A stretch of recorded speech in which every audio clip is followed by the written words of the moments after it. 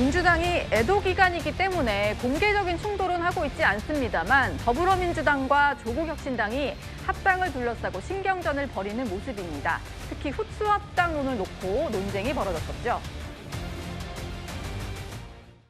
민주당이라는 큰 생명체 내에서 조국혁신당의 DNA로 잘 섞이게 될 것이다. 통합과 관련된 논의에 있어서 무례한 일방주의다 이렇게 느껴졌고요. 사무총장이 직접 그런 표현을 통해서 일종의 그 논의를 해야 될 상대당에 대한 어떤 존중이나 이런 것들이 없이 일방주의적인 어떤 인식을 가지고 있다면 그건 상당히 심각하다.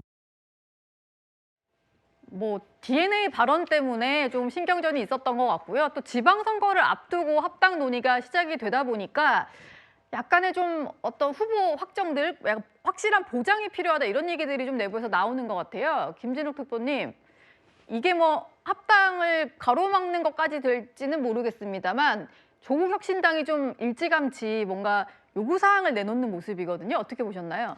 글쎄요, 지금 벌써 저런 논의들이 이루어져야 할 시점인지에 대해서는 잘 모르겠습니다. 왜냐하면 지금 합당을 하자라는 걸 제안한 상황이고 그 제안에 대해서 각 당이 당원들의 의사를 물어야 되는 것이 첫 번째 우선순위이기 때문에 지금 너무나 이게 과거의 통합 방식에서의 정치 공학적인 부분들, 특히 청구서를 썼다 또는 지분 관계를 어떻게 할 것이냐 이런 지금 얘기들이 논의가 되고 있는데 오히려 지금 이 순간 제일 중요한 것은 이 두 당이 왜 합당을 해야 하는 것인가, 그리고 합당을 함으로써 얻을 수 있는 그런 목표 지향은 무엇인가, 아마 이런 부분들에 대한 관심이 더 당원들에게는 있지 않을까라는 생각이 들고요. 네. 지금 민주당과 조국혁신당의 두 당 대표께서 이 합당 논의를 시작해보자라고 한 것은 이재명 정부의 성공을 양 당은 공히 원하고 있고, 그리고 이번 지방선거를 앞두고 더 크게 뭉쳐서 더 큰 승리를 거두어보자라는 좋은 긍정적인 취지를 가지고 이 논의가 시작된 만큼 지금 그 이후 논의 이후에 있을 어떤 좀 이 지역적인 부분, 지분이라든지 지방선거를 어떤 방식으로 공천할 것이냐 하는 부분에 대해선 가장 궁금한 부분도 있겠습니다만 논의에도 절차가 있고 순서가 있기 때문에 앞으로 그 당원들의 뜻이 어디로 귀결되는지 이 부분부터 먼저 확인하고 구체적인 부분을 논의해도 늦지 않을 것 같다.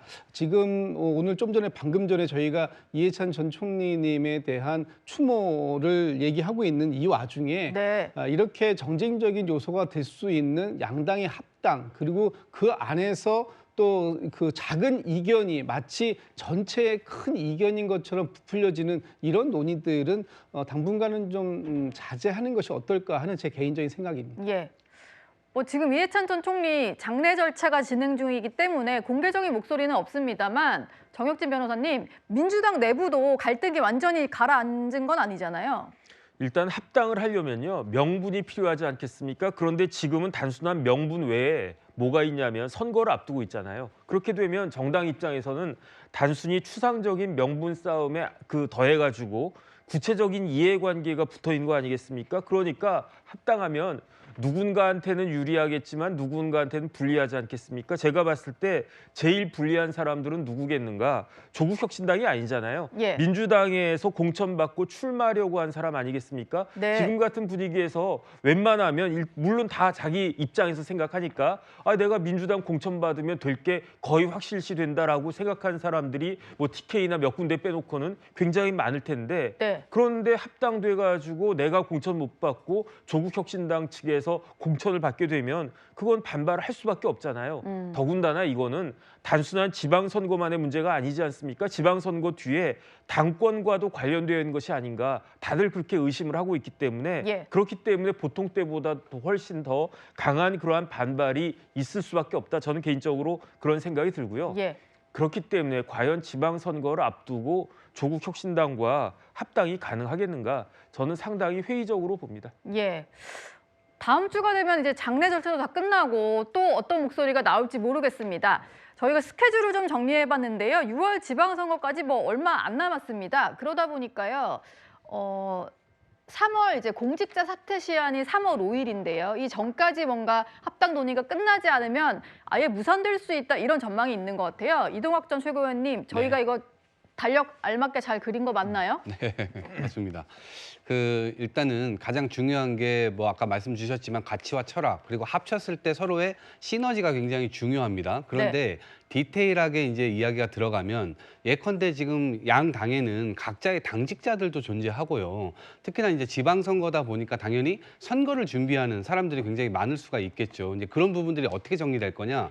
민주당의 경우는 이미 준비하고 있는 후보자들이 작년 8월 말까지 거의 대부분 자신들을 도와줄 혹은 자신들을 찍어줄 당원들을 모집해가지고 입당원서를 다 제출을 했단 말입니다. 네. 그들을 대상으로 지금 표를 관리하고 또 자신의 표를 끝까지 이제 유지시키기 위해서 노력을 하고 있는데 느닷없이 변수가 또 발생을 하게 될 경우 기존에 그러면 우리가 얘기하고 있었던 이 원칙은 어떻게 되는 거지? 여기에서 이제 변수가 발생하는 거예요. 그래서 그럼 조국혁신당 입장에서는 여기 안에 들어와서 경선을 할 때 본인들은 모아놓은 사람이 없거나 혹은 당력이 조금 더 작기 때문에 유불리가 발생할 수가 있습니다. 근데 이것들에 대한 보정을 또 하는 과정에서 서로가 더 요구하는 것들이 있을 거예요. 근데 그 과정에서 이제 파열음이 일어나거나 뭐 합의가 어려워지거나 그럴 수가 있기 때문에 이 과정 관리를 잘못하게 되면 아무리 합당을 하고 싶어도 그러한 이해관계 때문에 조절이 어려워지면 하기가 어려워지는 거 아니냐. 그래서 이제 지금 당내에서는 어차피 당대표께서 지금 논의를 해보자고 하셨기 때문에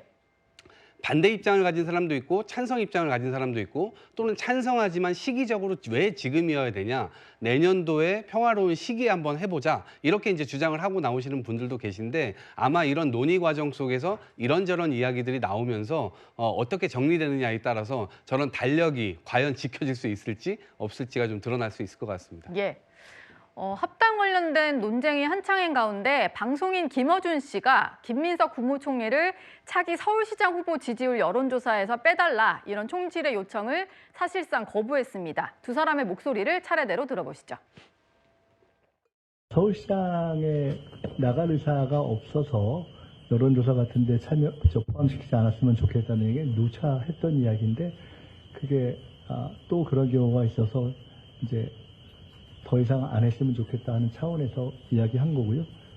김 총리가 출마하지 않는 건 다 압니다. 빼달라고 요구하는 것도 자유고 넣는 것도 이쪽이 결정할 일이에요. 지지율이 너무 낮은데 우린 넣어주세요. 그런다고 안 넣어주거든요. 높은 경우에는 후보가 원하는 대로 해줘야 됩니까? 그럴 수도 있고 아닐 수도 있어요. 여론조사 기관이 판단하는 겁니다. 내가 알아서 할게요. 정치권에서는 사실 그 방송인 김어준 씨가 여론조사 꽃 조사에 자꾸 김민석 총리 넣는 게 정청래 대표의 연임을 위해서 김민석 총리는 서울시장 출마로 자꾸 밀려는 거 아니냐 이런 얘기가 나왔었는데요. 이현정 위원님, 거기에 대해서도 김어준 씨가 어제 좀 뭔가 설명을 했더라고요. 김어준 씨 대단한 것 같습니다. 예. 정말 이거 뭐 총리한테 뭐 근데 알아서 할 테니까 관여하지 마라고 이야기를 하는데요. 예. 저희 언론들이 예를 들어서 김민석 총리가 안 나갈 테니까 빼달라고 그러면 충분히 그런 의견들을 많이 수용해 줘요. 예, 그렇죠. 왜냐하면 뭐 본인이 제가 볼 때도 거의 안 나갈 가능성이 높거든요.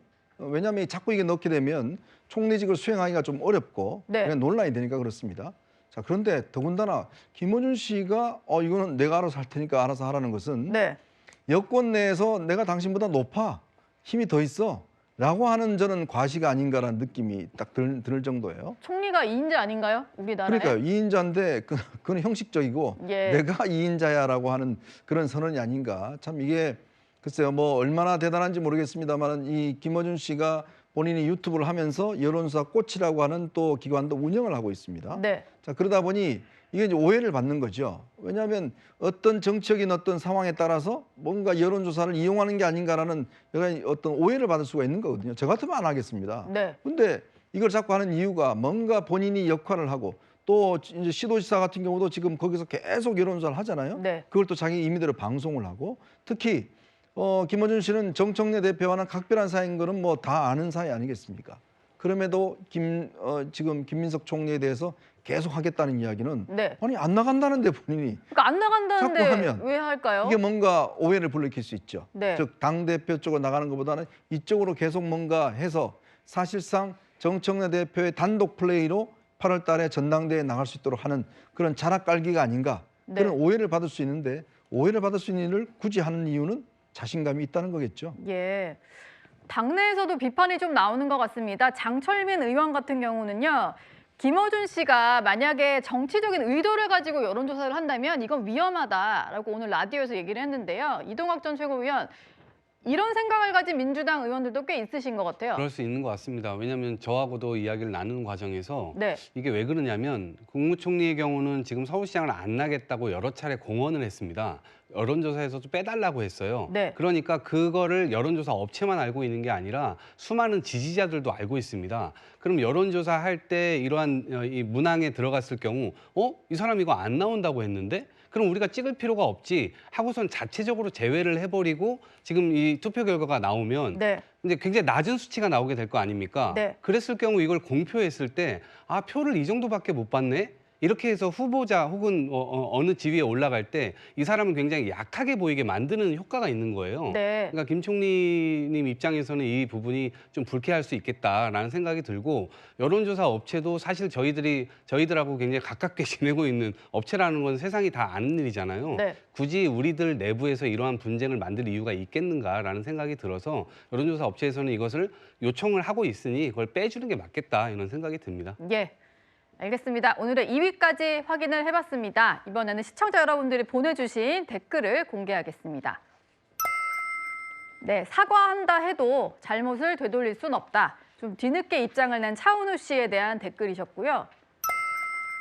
돈을 자랑하는 게 아니다. 기부 많이 해라. 고소영 씨에 대한 반응이셨는데 기부한 연예인들이 많이 칭찬받는 세상이긴 합니다. 살다 돌을 본드로 붙이는 건 처음 본다. 주차 시비가 붙었던 그 장면에 대한 댓글이셨고요. 다음 댓글은 완판 목록에 하나 추가요. 예, 없어서 못 사는 게 아닐까. 이재용 회장의 오늘 의상 그리고 그 코코넛 워터 얘기셨습니다. 마지막 댓글입니다. 같은 내용의 여론조사인데 왜 저렇게 차이가 있나요? 전문가들도 늘 분석을 하는데 그러게요. 여론조사 차이가 있으면 좀 중간 정도로 수렴해야 되지 않을까 이런 생각도 좀 듭니다. 오늘의 댓글까지 확인을 해봤고요.